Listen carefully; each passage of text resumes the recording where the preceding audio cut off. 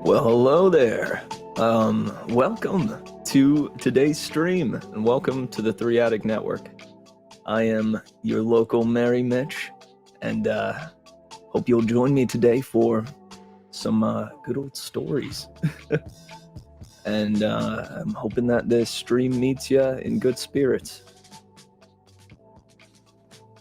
Let's see. Last time, we were reading through a story called Across the Dark Water. It was a tale set in a post-apocalyptic setting where a pandemic had swept through the nation, but had centered within a particular city. Within that city was a thief, a grave robber, and that grave robber wanted out of the city. To do that, he found himself a guide.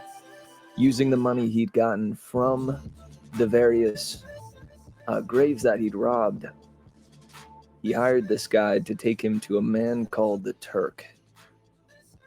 And the Turk was meant to give him some sort of way out of the city, by means of papers or authentication of his healthiness. And one of the main reasons why the thief needs to get out is because he has some sort of immune disorder. And so, because I think that means he is especially susceptible to the disease that has swept through. The disease itself has apparently been turning people into zombies that attack each other.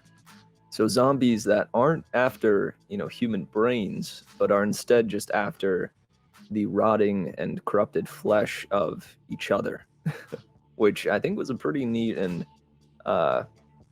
fairly unique idea for zombies. But yeah, that's I think that's where we left off. To give you a little clue into my life and my world, I have a broken toe that has been healing slowly and steadily, and you can call me pernicular infection man because my fingers are infected. Yeah, it definitely sucks. Been running into like some health issues recently, physical in nature, and I'm healing. It'll be all right, though. I've gotten onto an antibiotic, and I'll be better before you know it. Otherwise, I also have been working on a little D&D session, a D&D one-shot for my family. I was sitting there trying to come up with something to do for my family for Christmas, and the idea spawned of, I've been wanting to do something D&D related with my folks. I've been wanting to be able to share that with my family for a while now. This would most likely be the best opportunity for it. So I'm putting in a lot of hard work. Hang on, I can show you. I've been drawing up little character art for my family. This one will be for my mom. And this one will be for my brother.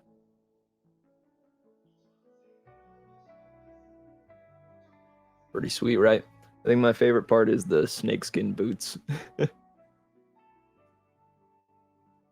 He bought those and was bold about wearing them, and ever since, it's kind of been infamous within my family. So his D&D character is going to have those same snakeskin boots.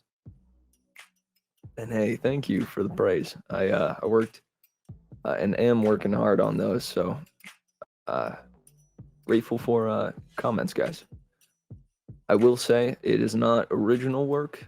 I want to make sure that is clear. I have been using references, found some artwork online that fit the characters and have been essentially just recreating them on the watercolor paper and adapting them to, look a little bit more like my family. Still, though, some hard work and some honestly fun things to put together.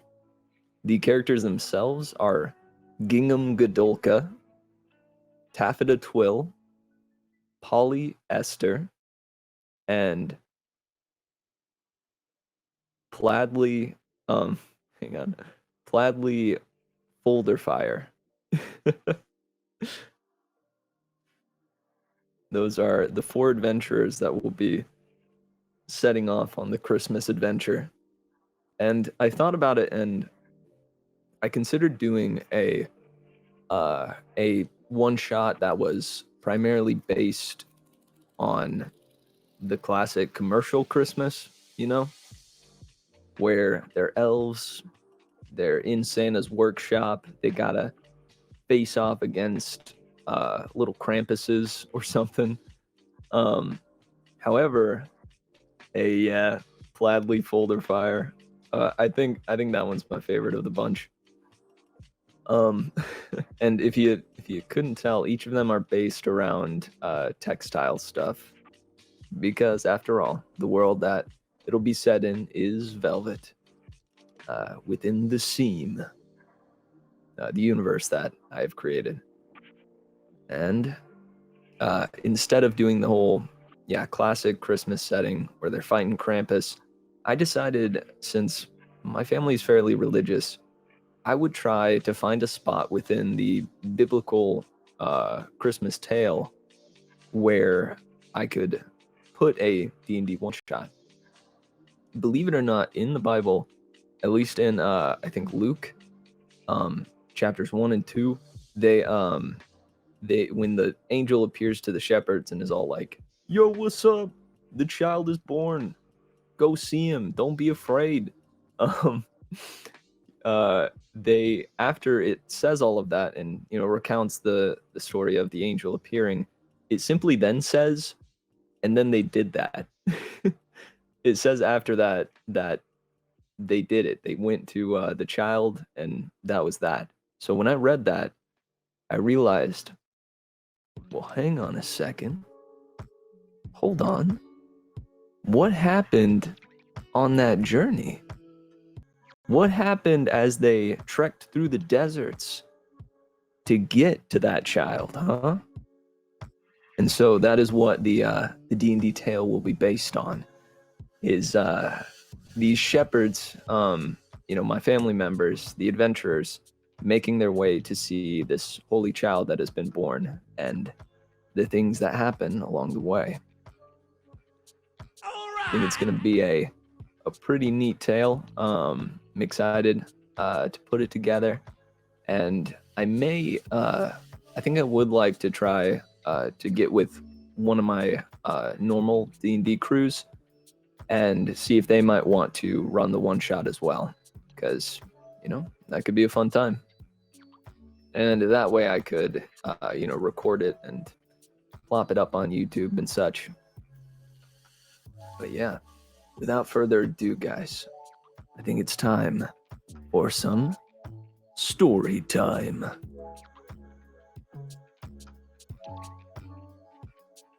And shoot, thank you, Mod Shooter.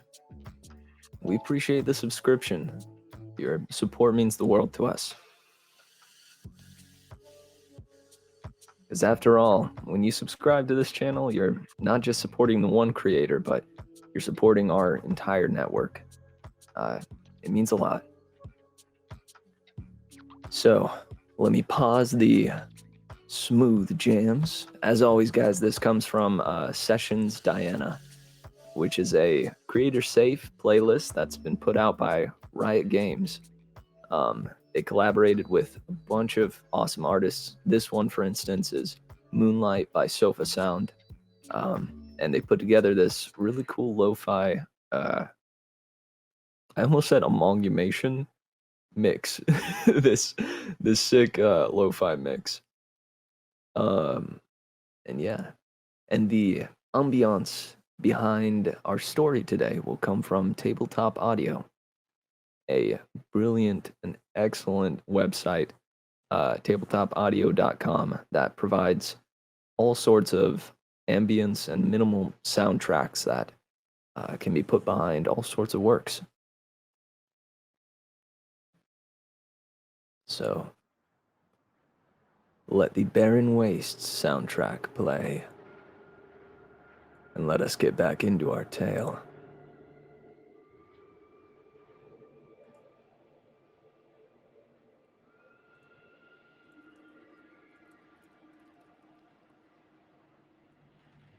This is Across the Dark Water by Richard Cadry.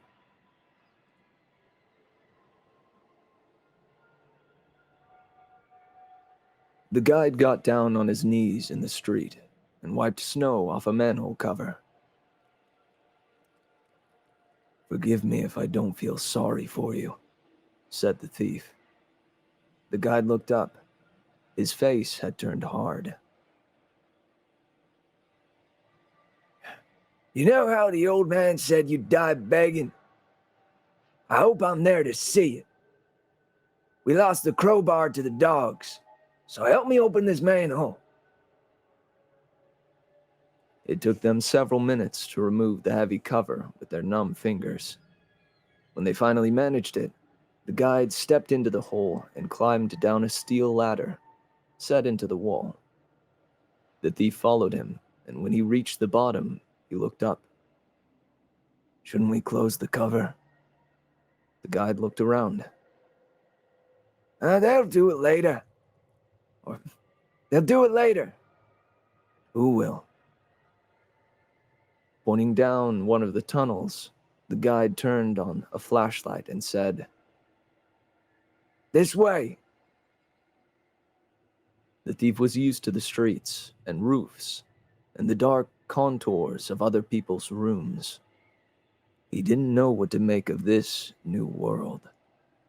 So he followed the guide, because the only other thing he could do was climb out of the hole and give up. He quickly lost track of time in the sewers. The tunnels didn't smell as awful as he thought they would. Maybe it was the cold.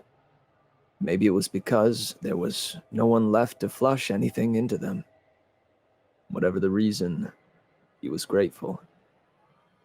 Still, there were standing puddles here and there, and he cursed when the frigid, slimy water splashed his legs. Sometimes, rats walked along the walls, pacing them. But they seemed more curious than anything. At one turn, the thief saw a half-frozen waterfall of old sewage. He found it strangely beautiful in the bluish glow of the flashlight LEDs. The tunnel they stepped into after going through a cracked wall was much wider and cleaner, and their passage, while not pleasant, wasn't as difficult as it had been earlier. There were moments when the thief wondered if the guide wasn't leading him to a place where it would be easy to kill him and take the last of his belongings. But that made no sense. The guide would have killed him as far back as the Ferris wheel, and 100 times since. No. Whatever the reason for the sewer detour, it wasn't an ambush. Soon, though, the guide stopped. A tall woman stood in the tunnel ahead. Her black hair was tied back, and she wore an expensive fur coat that stretched all the way down to her combat boots. Two other women stood behind her with rifles trained on the men. "Hello, Maggie," said the guide. "Hello yourself." She looked at the thief and said to the guide, "The blind man said you might be heading here. This your cargo?" "He is indeed." "You're really taking him to see the Turk?" "Is what he paid for." Be careful. There's something going on at that bunker. What's going on? Said the thief. Maggie grinned at him. Look, it can talk. The women behind her laughed. I don't know exactly what's going on, said Maggie. Things are just different. The Turk has more patrols out. He's cleared the countryside and shoots down anything in the sky that gets near him. It's like he's expecting something. The guide looked at the thief. You still want to go? I don't have a choice. There's always a choice, shithead, said Maggie. The thief looked at her and the other women. Do you live down here in the sewers all the time? Maggie looked at the guide. Where did you get this idiot? She turned to the thief. You haven't been in the sewers for miles. What, were you expecting to pop out of the Turk's toilet? Then where are we? Said the thief. The metro tunnel under the river. Army pulled up the rails when they blew the bridge, but it'll take you right to the bunker. Then you're the toll takers. Exactly. So pay the lady. How much? She named a sum. Gold or cash? Cash is fine. When he'd paid, Maggie and the other women stepped aside so the guide and the thief could pass.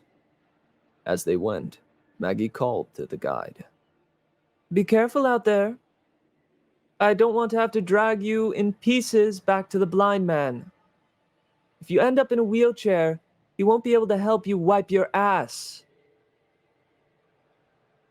The guide gave her the finger without turning, and the thief heard the woman laugh again. The sound was high and clear, and reminded him of Mina. More than ever, he wanted to get to the Turk and make it out of this mad city.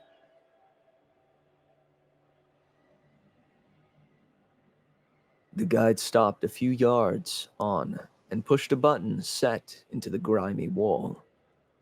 Gears ground and something heavy moved in the wall next to them. A moment later, doors opened and the two men stepped into an unlit elevator.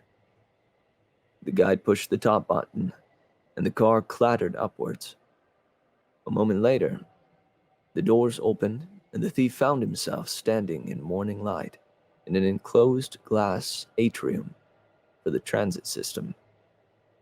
He pushed through the doors and back out into the cold.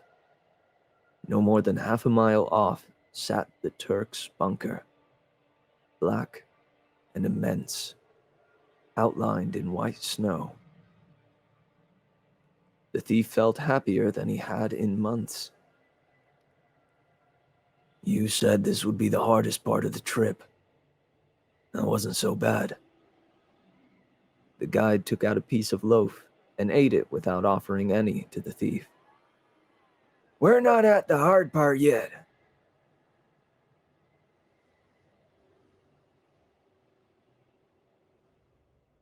They went north for an hour, without getting any closer to the bunker. They turned west, then, and the building finally grew larger in the thief's vision.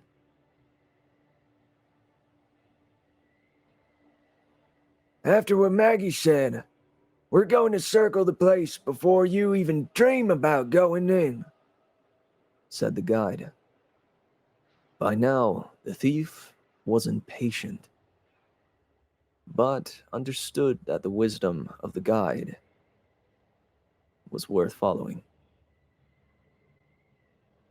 They walked uphill into a thin strand of trees above the bunker. Hunkering down behind a sickly pine, the guide pulled a handful of spiked red marbles from his bag and threw them in a sweeping motion down the hill before them. Rolling under their own power, the marbles bounced far out in all directions. A few stopped in place, and pulsed red before going out. "Mines," the guide said. "Can't go that way. We have to try further up."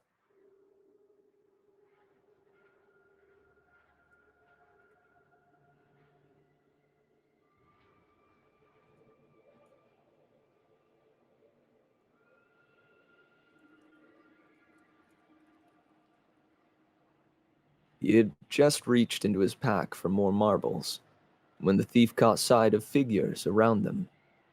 He touched the guide's shoulders. "There's someone here." The guide didn't make a sound. His gun fired twice at the figures advancing on them. The bullet's hiss surprised the thief, and he pressed himself down into the snow. These weren't hobbling shells. They were Rothos. Rothos. Armor-piercing. One of the figures felt at an angle that allowed the thief to see it clearly. Though it possessed arms and legs, its face was a parody of anything human. Crooked, uneven teeth in what looked like a broken jaw. Lumpy clots of skin on its skull, as if someone had taken a blowtorch to it. The eyes were clear, but the forehead was cracked. A romper-stomper, he guessed. The guide continued firing, and more fell. Each face was different, but no less horrific. The thief grew less shocked by it all. It was a joke. The ridiculous faces were war paint meant to scare fools. Like us, he thought. More of them came, and the guide didn't stop firing until his pistol was empty. Yet the stompers, mounted with rifles and grenade launchers, didn't return fire. The thief remained still.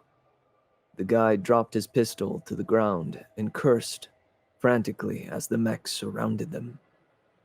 Two reached down and pulled the thief and guide to their feet, marching them around the minefield and down the hill to the bunker. They brought them in through the front gates. More stompers filled sides of the concrete deck outside an enormous armor-plated doorway that slid up as they approached. There were gun emplacements along the roof and drones overhead, spinning and diving in complicated circles in the sky above them. As they approached the armored doorway, the guide dug in his heels and shook his head. He said, "I'm not going in there. Shoot me here, but I'm not going in."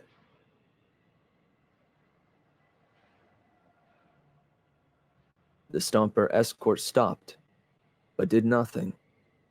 The thief got the impression that they were communicating with whoever was controlling them from inside the bunker. A minute or so later, two stompers pushed the guide away and escorted the thief inside.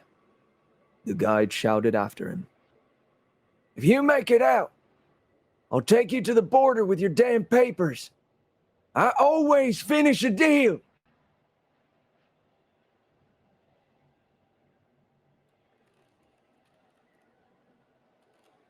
Through the armored doorway was a large transport bay full of trucks and jeeps.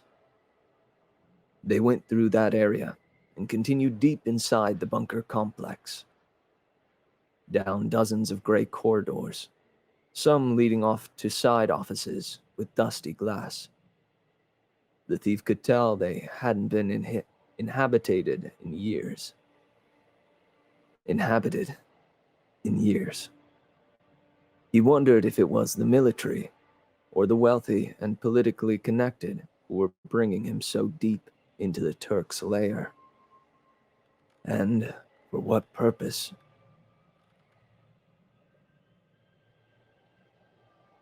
The Stomper led him into the elevator, and they went down for a long time. There were no numbers on the panel, just simple up and down buttons. The thief counted the seconds, and when the doors opened, he figured that they'd been descending into the earth for close to a minute. There's no escaping here, he thought, even if I knew the way out. He took a breath and steadied himself for whatever awaited him. To his surprise, when the elevator doors opened and he stepped out of the car, the Stomper didn't follow him. The door slid shut again, and he was alone. The thief stood in what could have been some kind of laboratory, or, he thought, the basement of an electric power plant. Large monitors ringed the room, showing views of the hillside and rooms within the bunker. The thief saw himself on video from different angles. What looked like motors hung overhead. Around them, smaller devices ran on little wheels along lubricated poles. The thief looked around and said, "Hello?" A PA system crackled, and a voice said,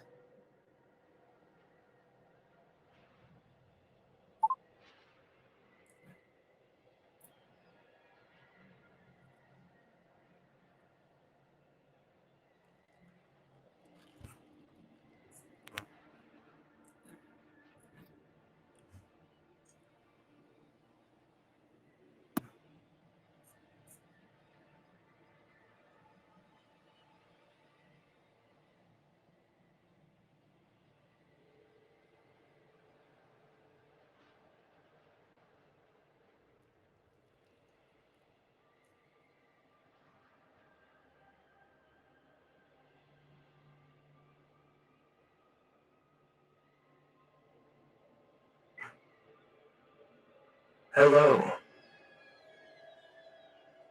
Hello?"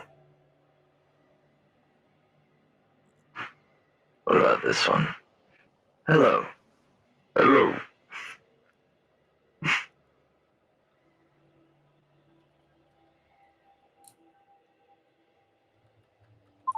Nah, it would need more echo or some reverberation.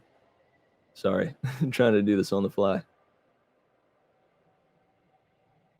If it's a PA system, let's go robotic with it. No.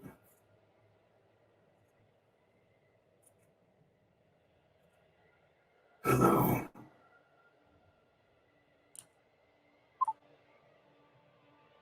The thief turned just as something large swung down from the ceiling in his direction. He recognized it as some sort of particularly sophisticated mech. The central body was 20 feet tall, and a dozen insectile arms with delicate titanium fingers hung in a ring from the thing's body. It spoke again. Hello.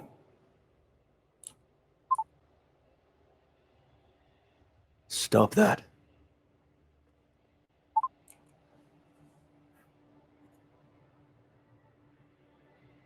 Stop what?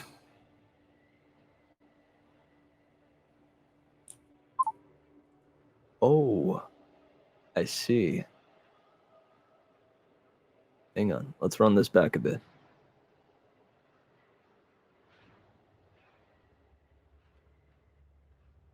Looks like we are going to want to use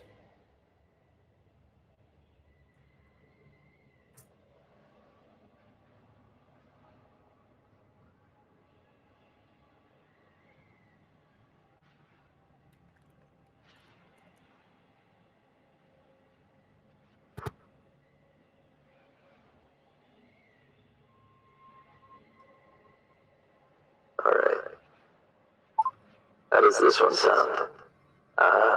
There we go. Hello? Hello? No, never mind. Sounds like the, frickin' balloon boy in Five Nights at Freddy's. Hello?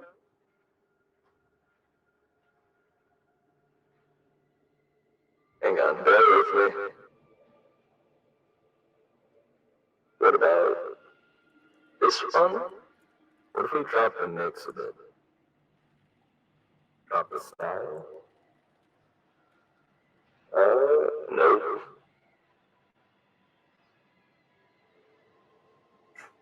This one'll do, I think. We can bring up the delay. Or if we pull up the delay to full.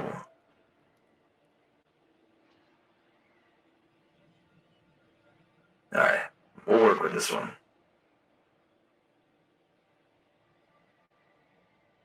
Let's see.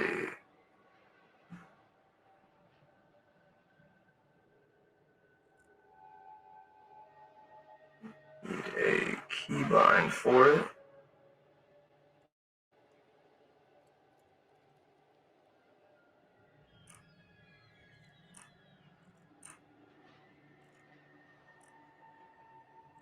Alright. Hello? Hello?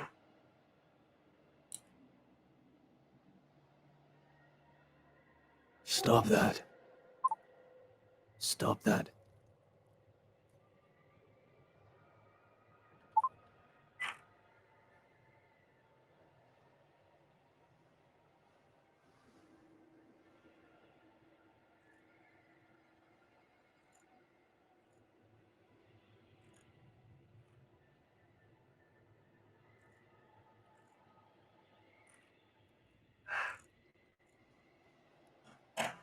Hang on.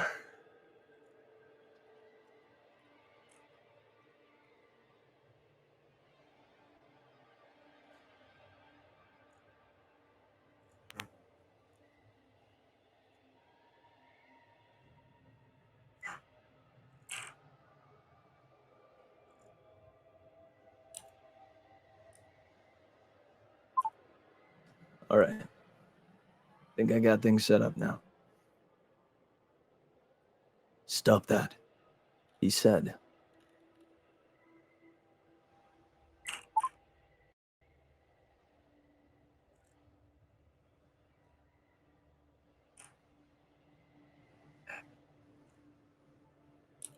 Hang on, sorry. The F1 key, for some reason, pulls up this page anytime I click it. So, hang on, I gotta set that to something different now.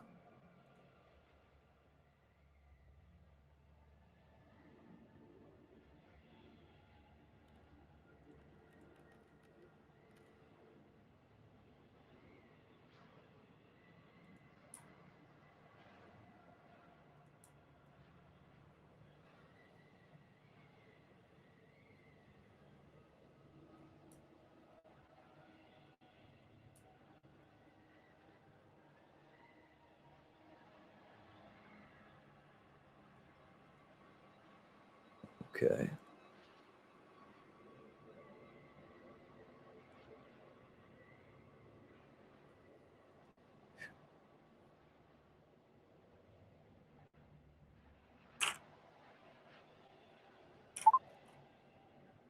Stop what?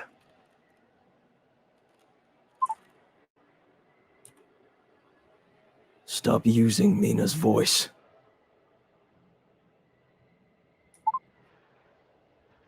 You can't imagine Mina in a place like this? You can't imagine Mina in a place like this?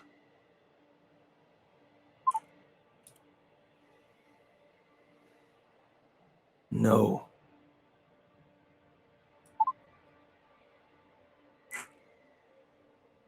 Does that mean she should go away?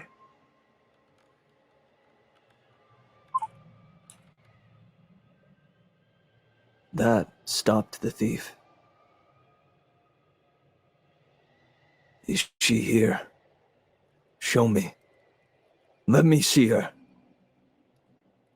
The mech slid closer and turned around. Mina's face swung into view.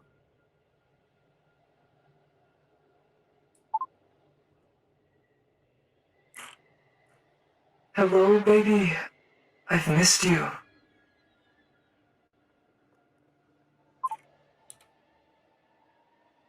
He wanted to run. He wanted to vomit. But instead, he went closer to the mech. Its insect limbs clinked and clacked. It was Mina's face he saw. In fact, her whole body. It looked as if the skin had been flensed from her body, stretched and intricately melded to the mech. The thief could see the profiles of other faces and skins beyond hers, wrapping around the bot's entire torso. The thief said, "How are you here? How are you here?"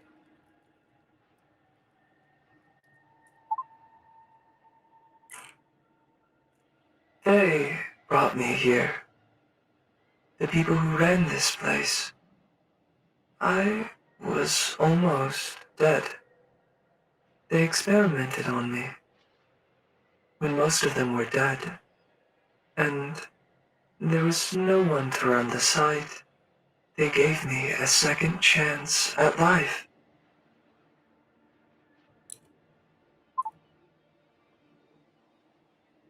"You're the Turk," said the thief. Mina's face grinned. It didn't look quite right, but it wasn't as bad as it might have been.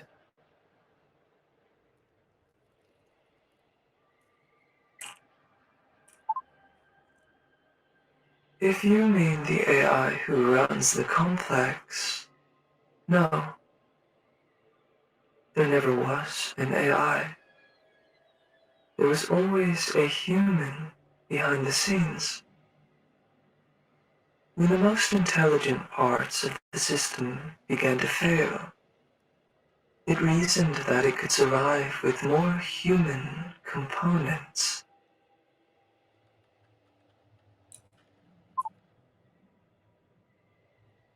Which means you are the Turk. Except the Turk never existed.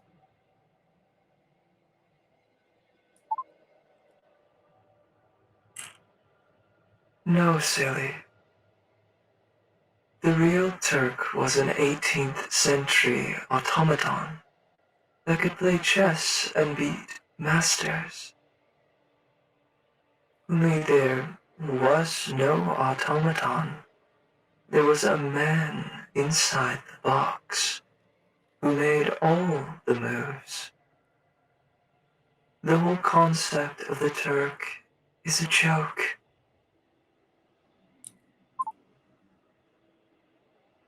Suddenly exhausted, the thief looked for a chair, and when he didn't find one, he sat on the floor.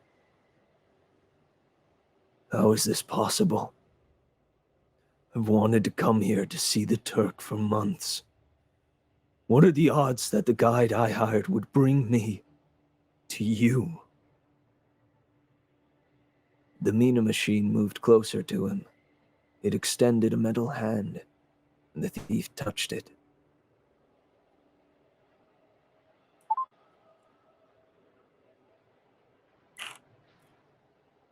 There were no odds in this. Just me. I knew you were looking. I cleared a path for you to find me. Sent patrols to force you onto safer streets. Cleared buildings for you to bed in.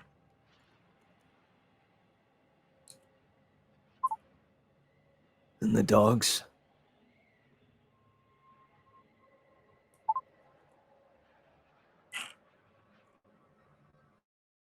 Them too.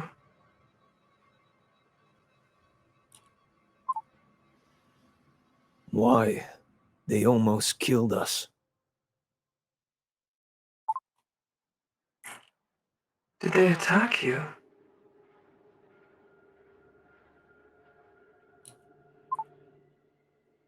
They chased me.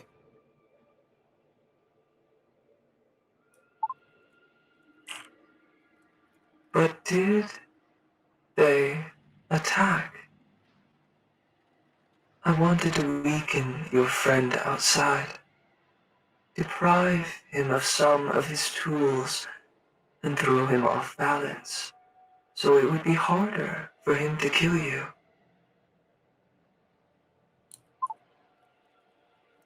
The thief made a face. He could have killed me 100 times. Yes, but he wants what you want. Travel papers.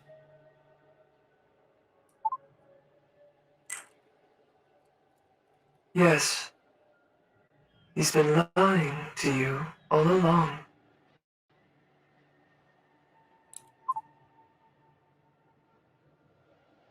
The thief thought it over. It kind of made sense. It made a kind of sense. Why don't you kill him?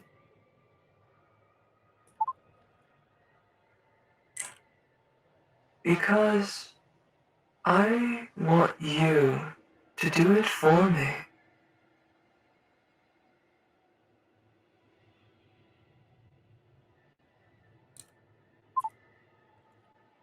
Like everything else since he'd arrived. That caught the thief off guard. He lay down on his back on the floor.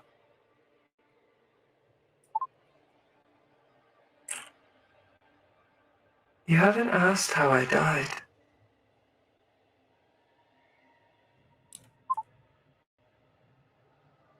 Said Mina. I was afraid.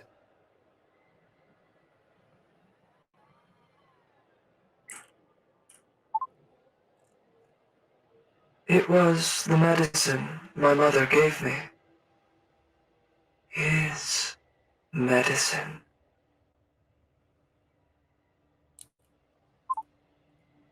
The thief sat up. Oh God. That's why you led me to him.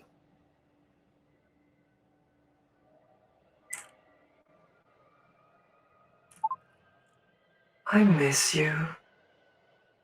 Do you miss me?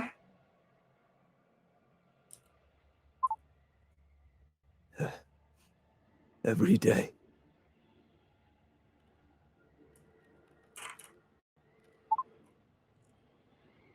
We can be together. I'm not exactly who I once was, but I'm enough to still love you.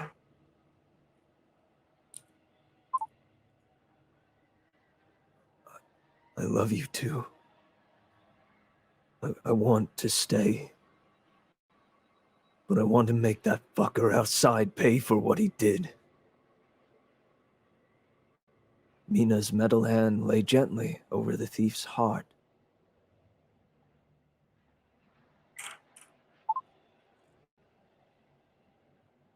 To be with me, you're going to have to give up your body. You'll have to die.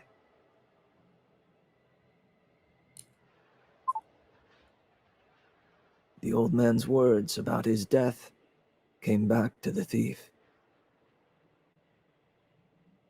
Yours will linger, and you'll beg for it. Yes, he said. Please, kill me. Mina's arm retracted, and another swung down. There was a sleek silver injector on the end. "What's that?" said the thief.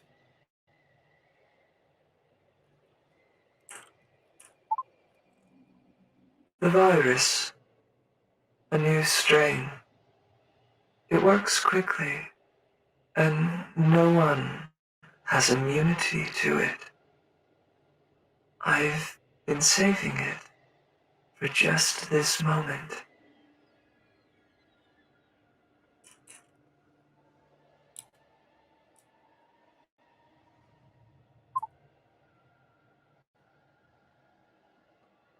"That's how I'll kill the guide."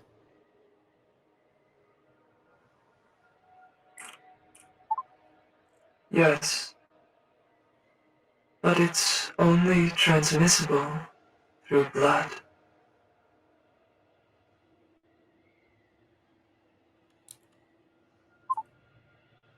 The thief looked at her, and he finally understood. He pushed up his sleeve. "Give it to me." The needle stung, and the injection burned through his veins for a moment. But when it was over, he felt as good and strong as ever. After Mina gave him the travel papers, the stomper took him through the building and out onto the bunker's concrete deck, where the guide was waiting. The man opened his arms wide when he saw him. "Whew! You did it, princess! You did it, princess! You did it, princess! The Turk let you go! With the papers? With the papers! You did it, princess! The Turk let you go! With the papers?" The thief pulled the papers from inside his black bodysuit and showed them to the guide. "We should get going," said the thief. "I'd like to make it to the border before dark." "Absolutely! Absolutely!" the guide said. He looked at the stompers, but the mechs did nothing to stop them as he led the thief away. They headed back toward the transit tunnel. The guide talked amiably as they went. "I don't believe you fucking did it. I have to admit, this trip, I thought you were a complete asshole the whole way. But now you're my fucking hero."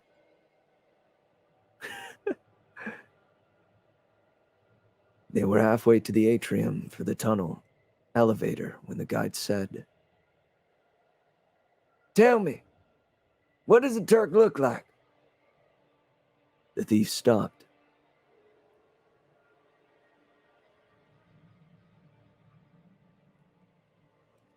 "I thought you said he gave you a fortune." The guide stopped too and looked around uncomfortable. "Shit, I did say that. No, I never saw the Turk, and he never gave me nothing. He never gave me anything." Before the thief could speak, the guide had the knife in his hand and plunged it hilt deep into the thief's gut.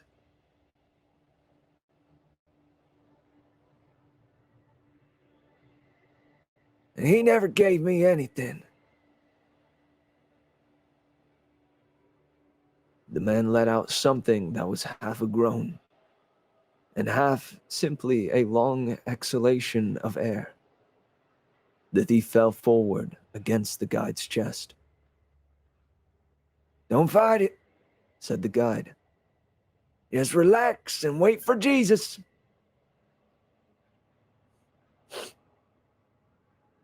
The thief looked at the guide, but his vision was collapsing to a long tunnel.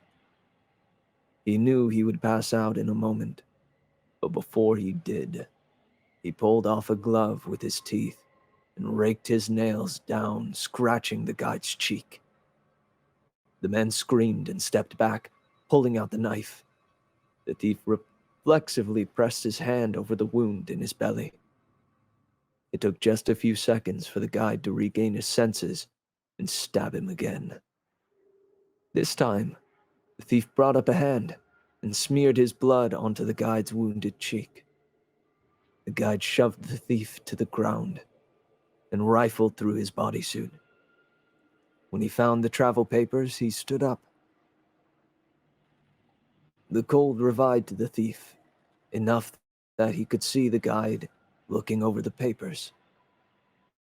He appeared elated as he tucked them into his own suit. Then he grimaced and put a hand to his cheek. But it burns! Gah! The guide pulled his hand away, and the fingers came back black. What the fuck did you do to me? The guide ran in the direction of the atrium. The thief watched him sprinting madly away, trying to put as much distance as he could between himself and the thief. In red-slimed snow, the thief was able to push himself up on one elbow. He watched the guide run 100 or so steps, stumble once, and fall face first to the ground. He didn't get up. Soon, a group of stompers came from the bunker, and the thief felt himself loaded onto a stretcher.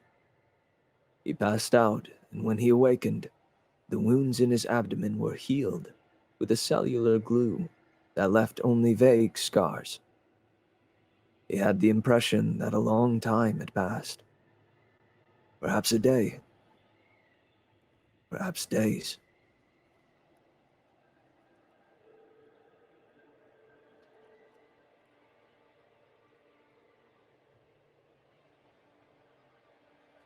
When he finally sat up in bed, Mina's face flashed on one of the monitors.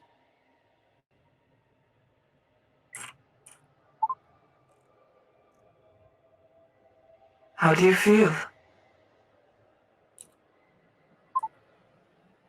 She said, "All right. Good, in fact."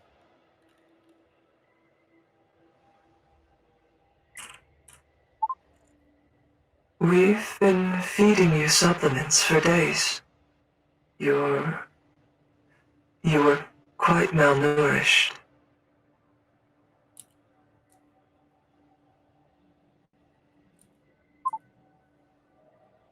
I didn't have any reason to eat.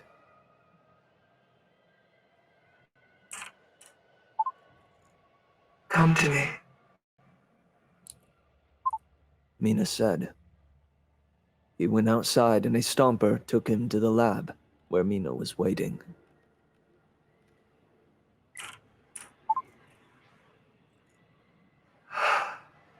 It's so good to see you. She said. And you.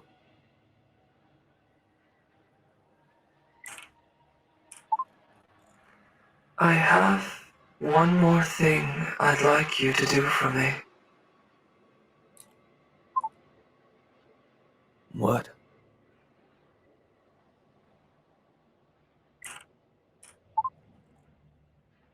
It's my mother. Will you bring her travel papers?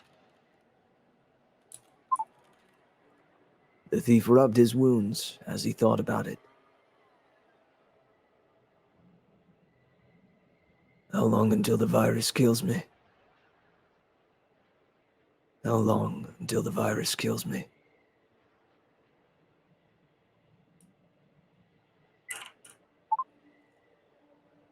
The supplements will slow it long enough for you to go there and come back to me.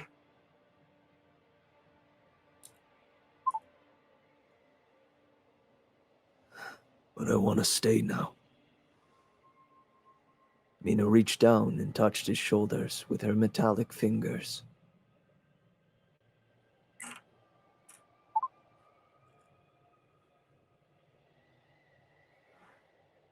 Please do this for me.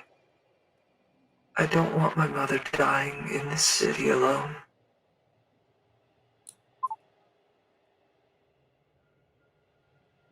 What do you want me to tell her? About you?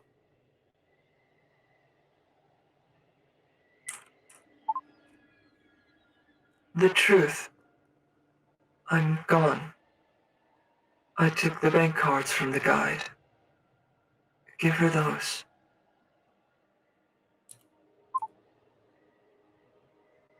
The cash and gold, too.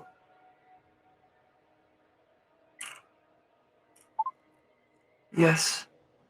You won't need them here.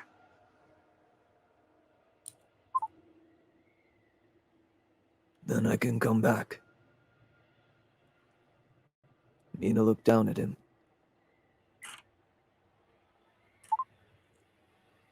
I'll protect you on the journey there and during your return. With my help, you'll be there and back in 2 days. And I'll be waiting for you. The thief shook his head.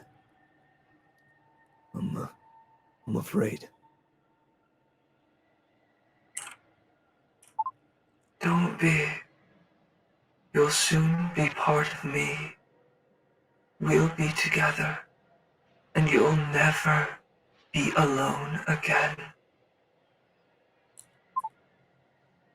The thief reached out to Mina. Can I touch you?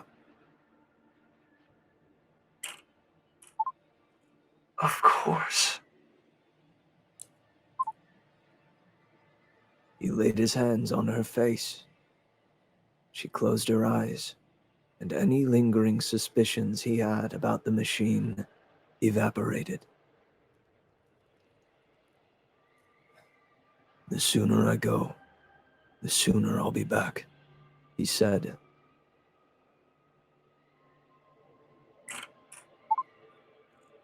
Don't be afraid.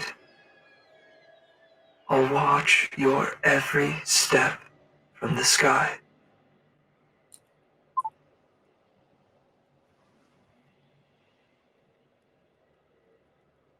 The Stomper took the thief back to the city in a Zodiac, so he wouldn't have to go through the tunnels and lie to Maggie about what happened to the guide. After a day of walking, the thief found Mina's mother as easily as the first time he'd looked for her. He gave her the papers, cards, gold, and cash. When he told the old woman that her daughter was dead, she cried for hours. He slept on a battered green velveteen sofa so that she wouldn't be alone on that first night. Then he left early in the morning. The thief watched the sky as he walked, following the path of the drones overhead, leading him left onto this street and right onto that. No one blocked his way, or even approached him. He reached the shore an hour after sundown. The thief was tired. More tired than he should be. He knew. He suspected that the virus was finally taking hold. A Stomper with a Zodiac waited for him, and he hurried on board. The air felt chilly, but when he touched his forehead, he was sweating. It didn't matter. The little craft sped away from the city, rocking over the waves to where Mina and home waited for him. Out across the dark water.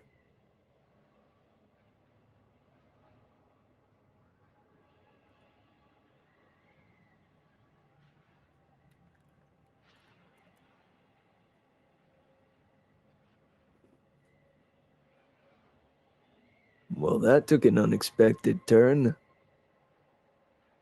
Hey? Jeez. Was anybody else following that? his wife is a skin plastered robot, a skin plastered automaton, like a spider-esque automaton with the flesh of his wife spread out across it.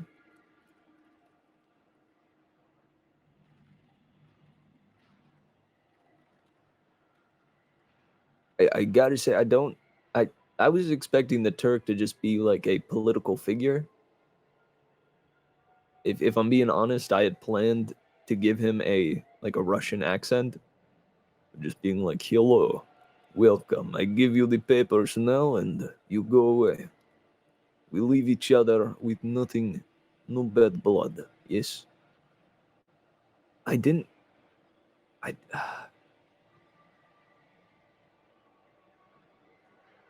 And the guide had planned to betray him the entire time. The entire time. Son of a gun.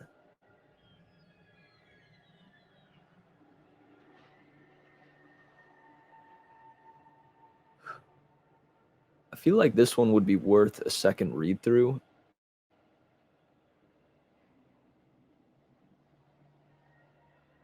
To be able to read through it with the perspective of knowing that all that is happening was being manipulated by his wife. Or his wife? I'm still not sure. Apparently, missed a couple sections across the multiple streams. Yeah, so did you catch that ending part though? Because I everything kind of came to a head really quickly in that last bit. um, golly, they really, dude. This author really knows how to escalate a story. Richard Cadry. He did a classic if this is the chart, right? Things are calm, escalates a little bit, escalates a bit more, escalates pretty big on the chase scene with those like mutant dogs. It escalated a bit with the kind of crazy old man that yelled at them their destinies of how they'll die. and then finally it escalated freaking way up there with finding out that his wife had been turned into a cyborg automaton spider, flesh and robot spider. Man, these combinations of words, horrifying. Golly, that is something. And with the whole prophecy foretold in there, so good. It was most definitely uh vague enough to garner immense interest, right? It's this like crazy old man that yells out at them that they're going to die and tells them simply that one's death will be quick and that he'll beg for it, and the others will come, or sorry, the others, one will be long and that he'll beg for it. The other would be quick and without warning. Wild, man. And it turned out that the reason the thief begged for it, the reason this guy here begged for it was because it would be a way to be with his wife again. He had to die to be with her once again. That's messed up, man.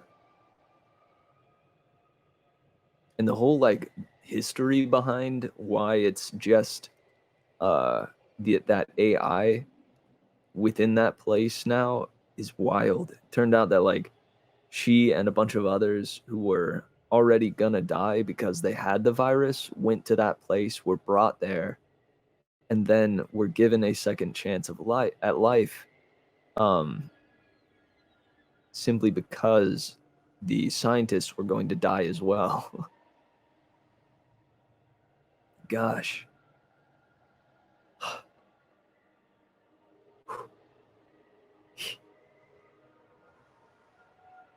Also, just got to point out like a couple of really, really cool things.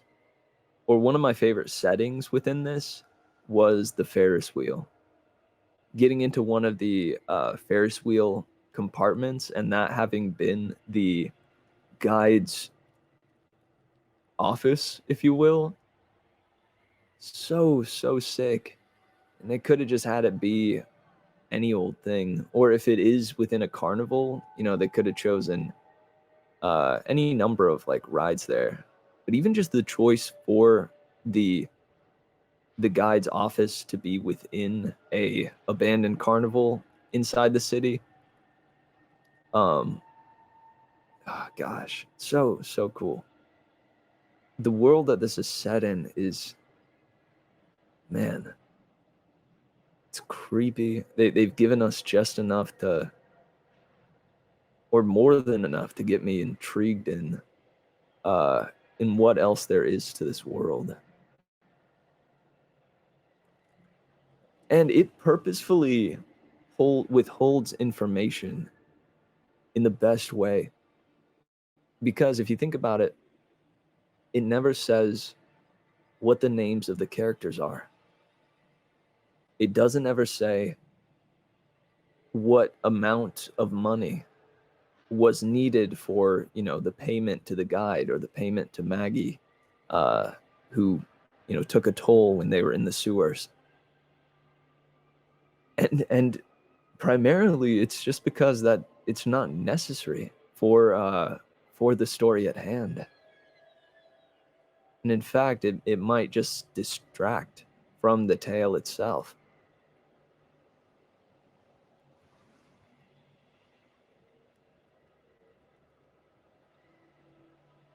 We're often quite quick to name things, you know? But it, you know, not every character needs a name. Especially in a tale like this one. And I think it's clever, especially with this genre, right? This kind of depressing post-apocalyptic type tale, where since we don't get their names, uh, we can detach ourselves from it a little bit easier, you know? However, it did give us the name of his wife. That was pretty much the only name that was given. And I think it's because that was kind of needed. Although it could have been done without it. He could have just said, stop that, like stop using her voice, and then it be assumed by the reader that he was referring to his wife, you know? He could have, like, the writer Richard here could have gone even more vague in that instance, I feel. And it would have worked. Also the stompers, those things were sick. Apparently, I think it is just like these mechs that took some of the flesh off of the infected, took the faces and like skulls and heads off of the infected, and put them onto these like uh killing machines, essentially, simply as it said, a scare tactic, as base paint, or war paint rather. uh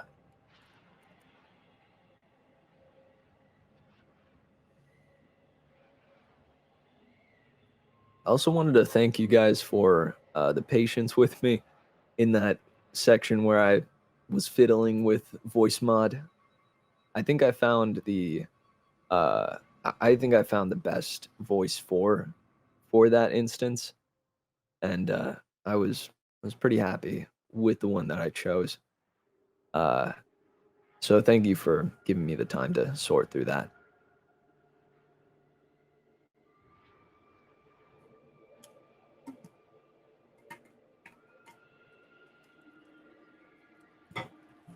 Can you imagine though? Ah, whoops. Forgot that I changed it. Ooh.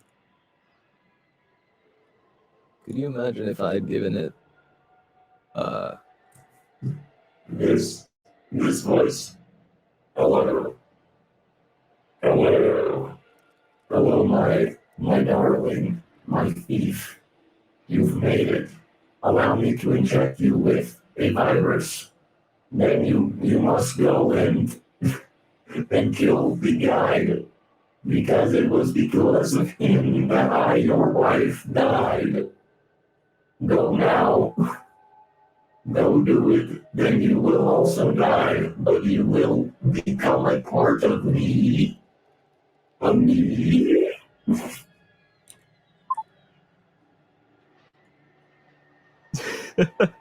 sounds like a Futurama deathbot noise. True. It reminds me of General Moe's or what was it? Priest? Grand Priest Moe's from Tales of the Abyss. Anybody out there? Yeah? Anybody know what I'm talking about? the maybe like one other Tales fan out there.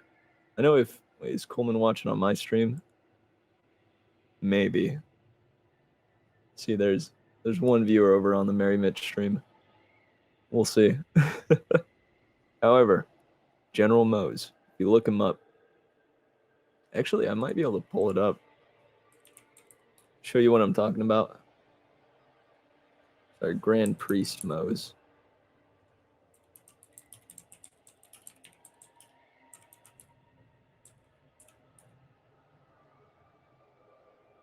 Nope.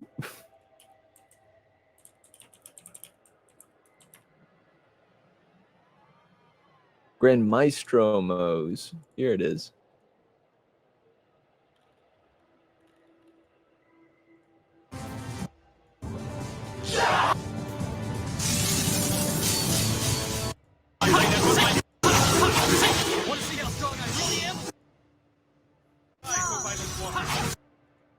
Oh, this is the battle.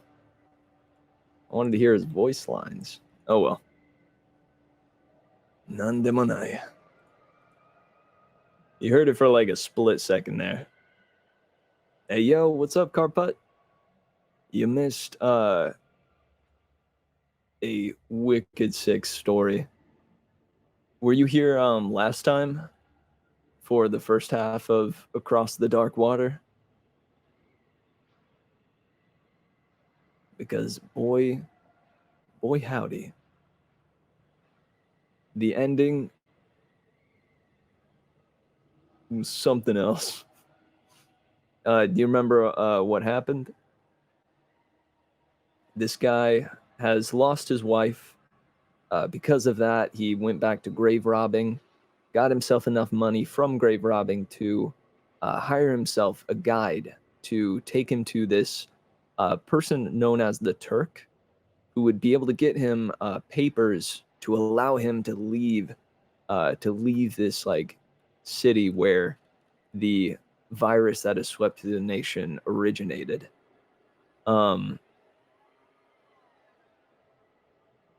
Yeah, I was about to say I was gonna go on and kind of give you the spark notes of what all happened, but I'll hold off if you want to check the VOD later, because it's honestly it's sick.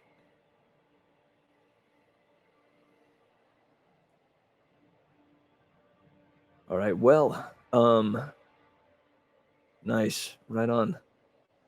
Message me and let me know what you think, if you think of it or if you think about it. I'd love to hear your thoughts. So the next story on the list The one that we're going to start today and then continue next time is called The Station of the 12th by Chaz Brenchley. Let's get a different ambiance.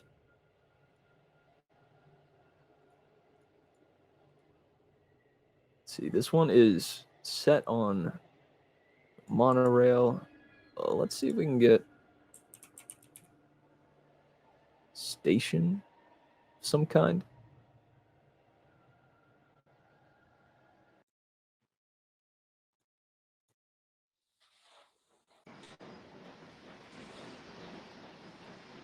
Ooh.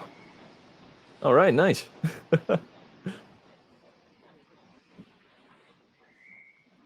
You think this is old-timey? Should we go more like futuristic?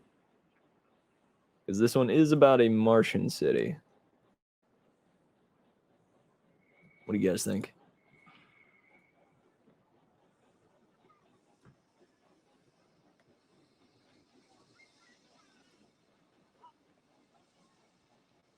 I do like this ambience, though. It's pretty relaxing. Either that or the spaceport. Let's hear this one.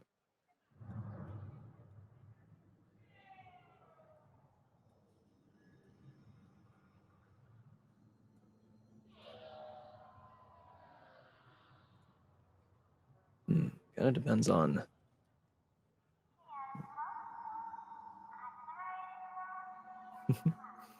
depends on the feel of the story, I think.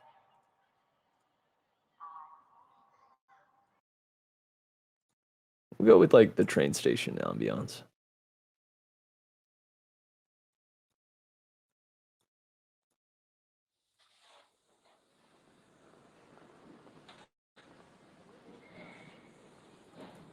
Unless...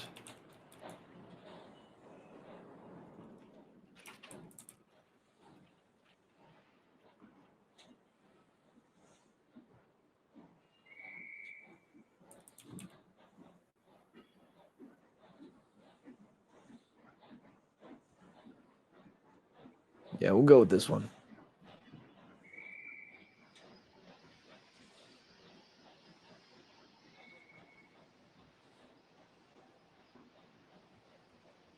All right, well, let's go ahead and jump into this next story. Do we have channel point? No, those haven't been set up yet, I don't think. Wait, yes, we have. I think there's like there's all the classic ones like hydrate, posture check, stretch, modify a single emote, do a name generator, ban an in-game action, IRL word ban. Dude, if you ban a word, do I just have to skip it in the story? Sing mode? I guess if you chose that one, I'd have to sing part of the story.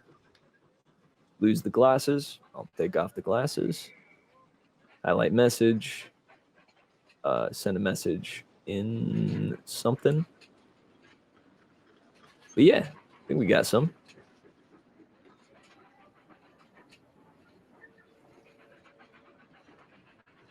All right. Enough dillying and enough dallying. This is The Station of the 12th by Chaz Brenchley.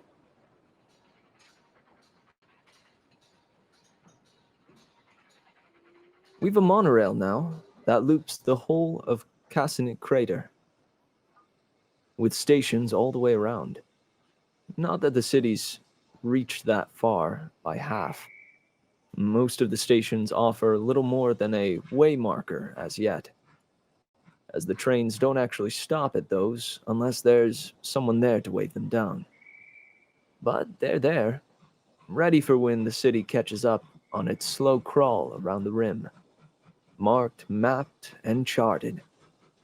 And even more importantly, even more potently, every single one of them is named. For some, Generally, those that have always lain within the city's narrow bounds. Their names are plain and obvious, as declaratory as those on the London Underground. Thunder Falls, City Hall, Cathedral. They tell you where they are, and nothing more, as though they were a map themselves, on a scale of 1 to 1. Stay on the train, though. Ride to the outskirts at either. Stay on the train, though. Ride to the outskirts at either end of our Crescent City, where the stations were marked out and the tracks in situ before ever the builders arrived. Now the station names grow more fanciful, some baroque and some farouche. Perhaps a miner staked a claim here back in the long ago, in the days of Happy George, and someone felt that he should be remembered. So we have Corf's Drift and the Gaps of Rags and more. Perhaps a wagon load of pioneers and their army escort face down a naiad, and the memory of blood remains. Hence, Baker's Hell and Drowned Sorrow. We have many like that. Meaningless in the context of what's there now, but never mind. The stations give their names to their districts as the city swallows them down, like ink spilling across a page. Further out and further round, where no city planner or architect has yet cast so much as a covetous eye, where all of Arabia Terra spreads before you and below you, and the Great Lake sits patient at your back, quite undisturbed. Well, here there is no known history to latch to, and the names grow more self-consciously absurd, or more obscure. Sainted Aunt, anyone? Or Bletherspike? Or Caryatid's Curse? Or Somnolence and Sleep? The station's farthest out, that will presumably be the last we reach. Some clerk in the engineer's office was young at heart and foolish, having fun, and someone let them. So be it. Who remembers from where Paddington had its name, or Knightsbridge, or Shepherd's Bush? They come to mean they come to mean where they are. And that's enough. Huh. I need to hydrate. Understood. Ooh.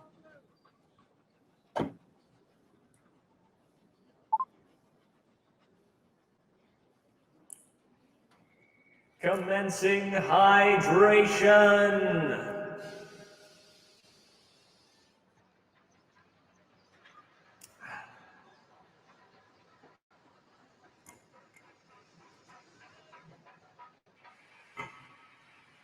Hydration complete.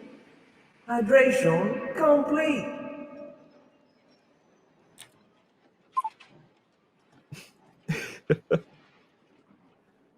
Thank you for redeeming Hydrate. This has been the hydration segment of our programming.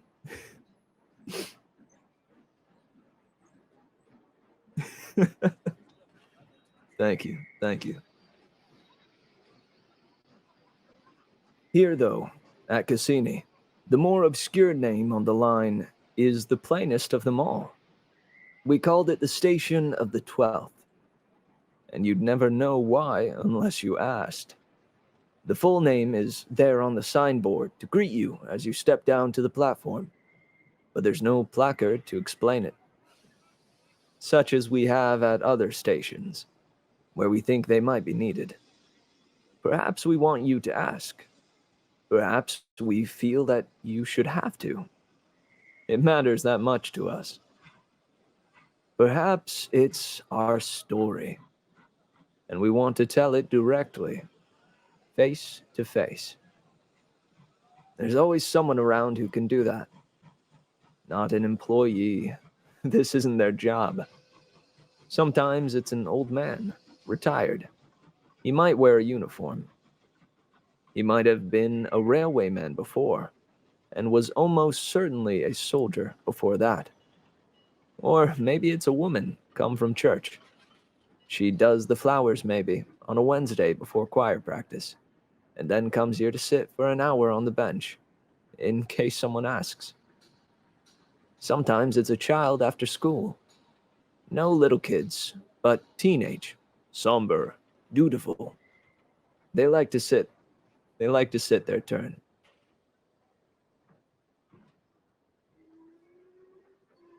If there's a roster, it's informal, and I don't know where it's kept. Who keeps it? This seems less organized than that, and more instinctive. People check, I think, as they pass, when they have free time. If the previous tenant has been there long and long with errands waiting, they just take over. Should no one come to relieve them, they'll wait for the last train just in case. But someone always comes, sometimes more than one. It is also the case that teenagers like to smoke an illicit cigarette, sip a beer, talk with their friends late into the night. If a kid says they're going to the station, few parents would stand in their way. Perhaps they'd go along themselves. There are 2 platforms after all, 2 benches. They can watch, not interfere. Be ready for the question should it come. If you don't ask and don't already know, you'd be hard-pressed to learn it. The station occupies a rare gap in our slow-circling city, from the lake's edge to the rocks on the rim. Here, nothing is built for a quarter-mile north and south of the station. You could call it a park, I suppose, one like a dozen others, except that this is nothing like those others. There are no trees, no swings or slides or climbing frames, no paths marked out, no ponds. Only a swath of bare and empty grass, meticulously mowed, water's edge to rocky rise. No one comes to picnic here. No one comes to play. When people do come, and they do, it's reverential. There ought to be a monument, perhaps. There isn't. The place itself is monument enough. It speaks to absence as much as it does to memory, to loss. That's not what the teenagers say. No, that's what I say. They have their own story, and tell it as they will. Here you are, unhelped, unguided, as you are meant to be, as you are meant to come. And here am I, on the platform waiting, ready, as I am meant to be. Perhaps we were meant to be. There may be fate in this yet. Perhaps you came from Earth, as plenty do. They visit what sites they can, what time they have, and they always come to Cassini. Who would not? This is the wonder of our age, this Cantonary city, the first wonder of a new world. Some of those visitors come out this far, some few. The ones who know, of course they come, and the ones who hear a whisper, who are drawn by knowing that there's something they don't know. Those are the ones who ask. They're the ones we're here for. And you. I'm here for you. Nothing on the platform here. No, except that sign, that name. The Station of the 12th. Look this way to the water. Look that way to the crags. Nothing but this break in the city's run. This band of greensward unrelieved, as though the city wore a mourning band, perhaps, except in green. Yes, of course you may step down to the grass below the platform. See the stairs? I'll come with you.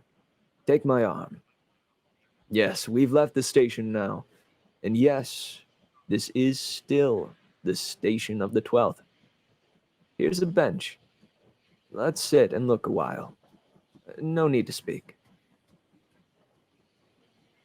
Yes, of course, the stillness is the point. Even the lake traffic takes a dogleg here, a wide way around. You'll never see a fisherman on the lake path, or a schoolboy in training running by. The city stops here, on both sides. People turn back. Only the train runs through. We could walk further, yes, all the way to the water, if you cared to, or all the way to the rim. One doesn't, though. It isn't done. These benches are enough, with the view they offer. Technically, this is hallowed ground, and none of us disturb it. No one brings their dogs. It's land in waiting, do you see? Blessed by the Archbishop, consecrated, holy, waiting. What it waits for, that can never come. Cassini will always have this gap, this emptiness, a hole in the heart, people like to say. Some people. I prefer to be less poetic, by and large.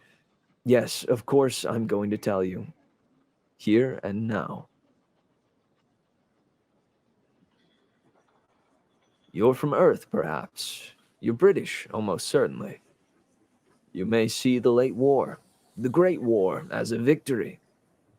You may well do that, for all your many losses. On Earth, perhaps it was. The Tsar gave up so much territory, influence, reputation. The Empire is stronger now on all our borders, a more potent voice across the world. It wasn't like that here. When the war came to Mars, we lost it. Not catastrophically, to be sure, but it was only the collapse of the Tsar's allies back on Earth that saved us. However much he wants Mars, and who wouldn't, rather than the hell that is Venus. He wants even more to save his own land, his own crown and titles. If he is not emperor of all the Russias, he is nothing at all. So he pulled back. He signed the armistice. He sits and sulks in St. Petersburg, while the British crow triumphant on the Ottoman dunghill.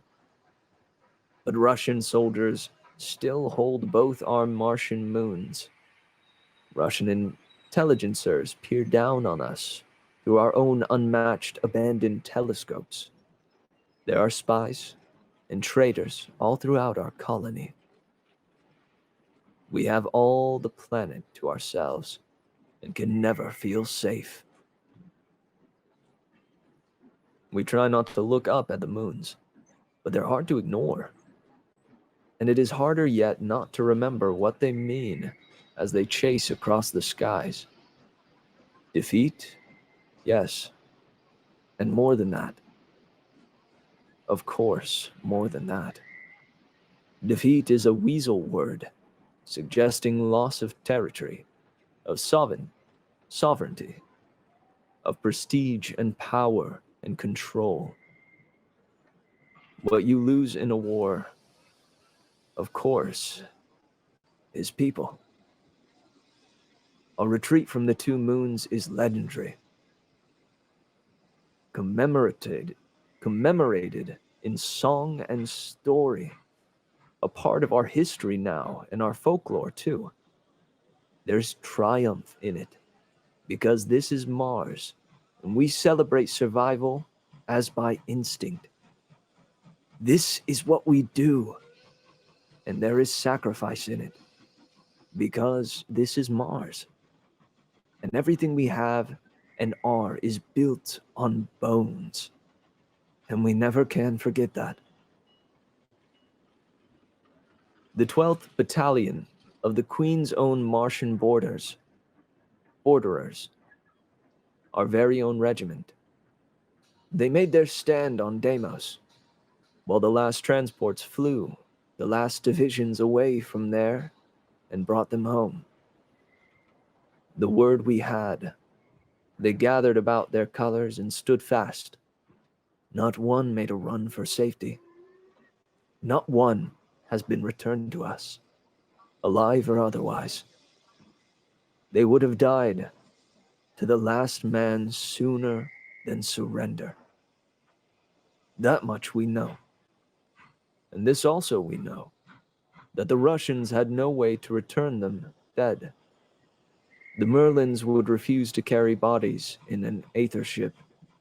The way we treat our dead appalls them deeply.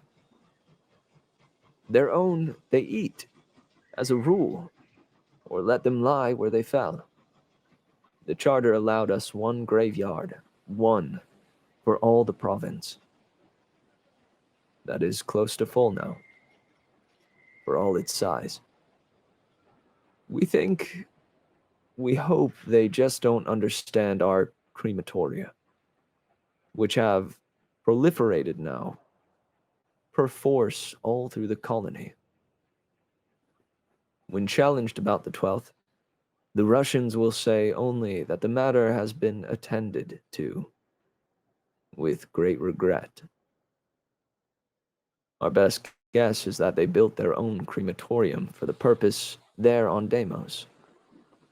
What they did with the ashes, we cannot know. So we made this, the station of the 12th. Here is their last posting, this cemetery to which they can never come. Its very emptiness speaks louder than tombstones ever could, however many. It embraces the city like a mourning band. For the 12th were local lads. The battalion raised and barracked here. Every day the monorail brings passengers. Some few. More come by steamer across the lake to the landing stage below. They come to remember, to salute, simply to sit and ruminate a while. In that ironic tradition that is ages old, it is a place of peace, this monument to war. Every day except one day, at least. Armistice Day is observed all across the Empire, and nowhere more devoutly than here on Mars. Every parish holds its church parade, where veterans and serving soldiers and children of the Pioneer Corps march all together in their companies, banners aloft and uniforms immaculate, bands to bring them home. They march from their church to the village square, or the town hall, or the fairground, wherever can hold them all, from all the churches nearby. If there's a clock, so much the better. If not, some places ask the army to bring a cannon, and the vicar will always have a watch. There's a clock above the tracks, here at the station of the 12th, and its Janus faced inwards and outward, so that it can be read from either platform, and further yet. But it's not a striking clock, so the army brings a cannon anyway. Cadets vie for the privilege of towing it from the city armory, while their comrades and their superiors, their pensioners, and their younger kin face the long march. For this day, no one rides the train, but the old, the infirm, the the very young, from St. Michael's Parish Church some miles off. Everyone able and entitled, whoever has worn the uniform, will join the march and wear it once again, proud and solemn in the double red of the Queen's own scarlet and madder, medals and badges ablaze. Even some number of the tenors and basses of the church choir will be in uniform today, as the vicar himself, under the envious eyes of the boys in the treble and alto ranks, who will spend this day at least pining for their voices to break and their own chance to serve. Every church parade draws its crowd, but this draws more than most. They line the lake path from church to cemetery, cheering all the way. As soon as the last company has passed by, veterans in wheelchairs, these pushed by volunteers, cadets again. The people swarm behind, all but silent now. The bands won't play on this parade, not before their time. Hushed, then, the crowds follow the marchers, all the way to the station of the 12th. And here, this one day, the troops in uniform array on the grass, for there'd never be room else. Then people pack around, leaving space enough, just space enough. Everyone's early. There's an hour yet before the time. That's why they're here now. All the various bands, church and school and military, form up together under one baton. A bugle blows along and solitary. A warning note to suppress the least amount of chatter in the audience. Then comes a drum roll, and then at last the national anthem. On Mars we call it the Imperial Anthem, and it's not only naughty schoolchildren who will sing Empress instead of Queen, for all that it fudges the scansion. That duty, that loving duty done, a solitary boy steps forward in his white surplice, draws breath, waits for his cue, and sings unaccompanied our own alternative and thoroughly unofficial anthem. Red, red, white and blue. Followed by the first verse of the lament written expressly for the Queen's own in their sorrow. If they should fall forever. His own choir joins him for the first chorus. All the masked soldiers sing the second verse. And now at last it's people's turn to join in for the remainder. It has been said that all the city sings this song this day. And once Martians have begun to sing, well, only a fool would try to stop them. The Empire is not short of patriotic songs, the Church of Hymns, nor the Army of Marches, and we know them all. There won't be time to sing them all, but we'll sing the hour away, and fall silent with no prompting when it's due, when the bands put down their instruments and stand as solemnly to attention as their soldiery, when all eyes turn to the vicar on his plinth. He turns to the officers at his side, who turns to the cadet groups around their field gun and raps out, "One round, fire!"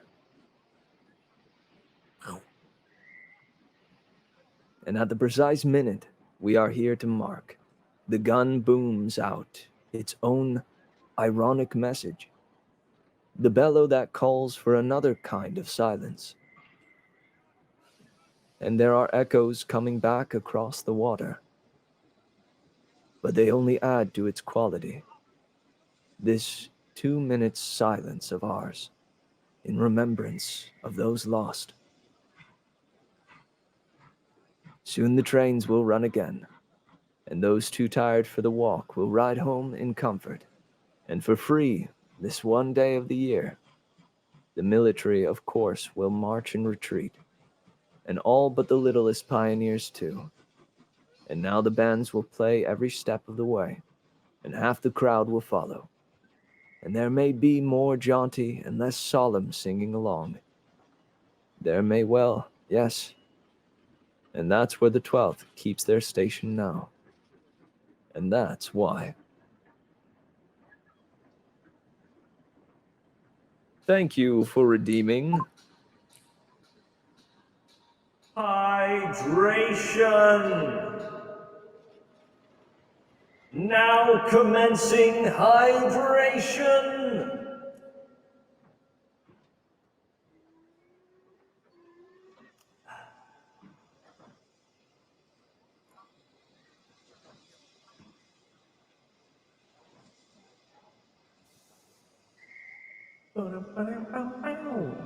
Hydration complete.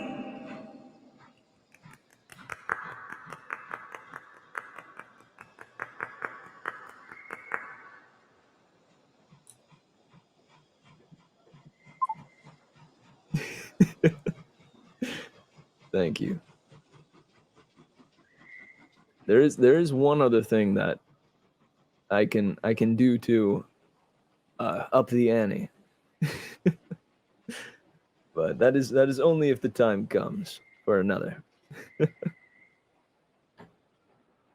man. Oh, and thank you, Bibatech, for redeeming some more hydration. It is certainly helpful. Man, I didn't expect this one to be so solemn. You know, it's one of those stories that, you know, it's just a story. It's something to, you know, remind us of the people who have fought and the people who have died for the sake of others.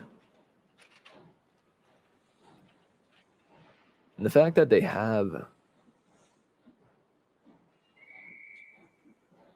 that they have something on Mars for this sake. You know, they didn't get the bodies back, so. And I think that's like the most impactful part, at least to me, was that line about it being a place that will wait, that will be in waiting for something that will never come. I think that's kind of poetic. This field, this great land that could be turned into something is waiting to be turned into a graveyard that will never be raised.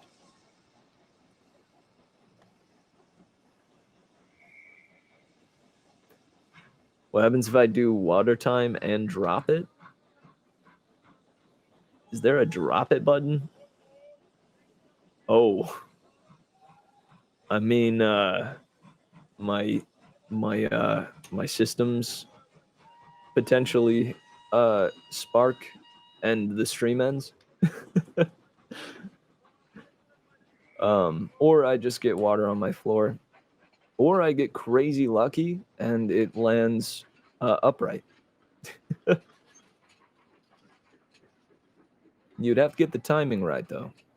Because if you do hydration and I go really slowly and then you say drop it, if I haven't opened the bottle yet, I can drop it with no repercussions. I've outsmarted you this day. All I'm trying to say is there's a workaround to that. Unless you get the timing perfect. In which case, I'm screwed.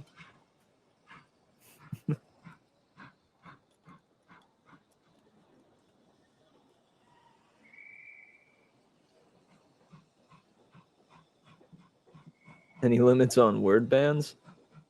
That'd be a question for our peeps in the control room.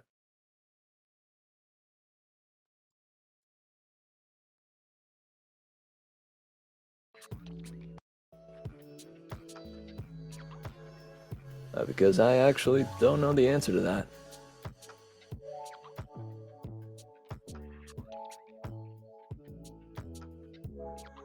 It would be funny banning the what?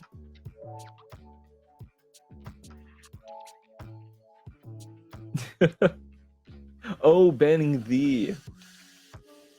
You know, you might have thought I was doing a bit there. I'm just genuinely that much of a dummy. At least in that moment. Yeah, banning the word the. Let's see. Let's try to read out a paragraph without the. And at precise minute, we are here to mark. Gun booms out its own ironic message. Below that calls for another kind of silence, and there are echoes coming back across water. But they only add to its quality, this 2 minutes of silence of ours, in remembrance of those lost. There are some sentences that work without it, but there's some that are pretty rough. Also, this would change to across dark water, rather than across the dark water.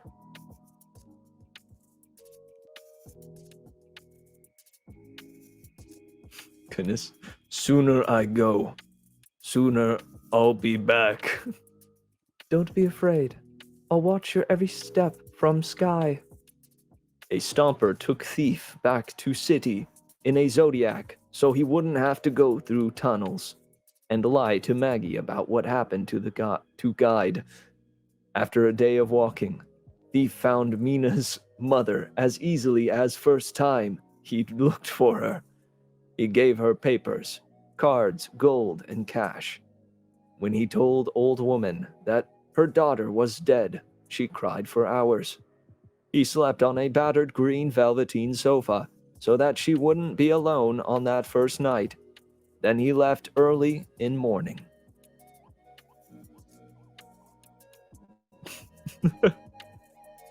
Oh, dude, I'm in trouble. You're not wrong. If I lose my glasses, then I'll be, well, I won't actually be blind, thankfully. Glasses, I wear these for at the computer. I am not completely blind without them, thankfully. You can still try, though. I dare you. The word ban, though, I don't know what I'm going to do about that. I'll just hope and pray that the story doesn't have whatever word you choose. Is it like a time limit thing, or is it a word ban for the whole stream? It's banned for 5 minutes? Okay. All right. I'm down with that. Well, guys, I need to take a waz. I need to go make water, if you will, really badly, because thankfully Beeple has helped me to hydrate this time around. So, allow me to see you guys off with the little outro theme.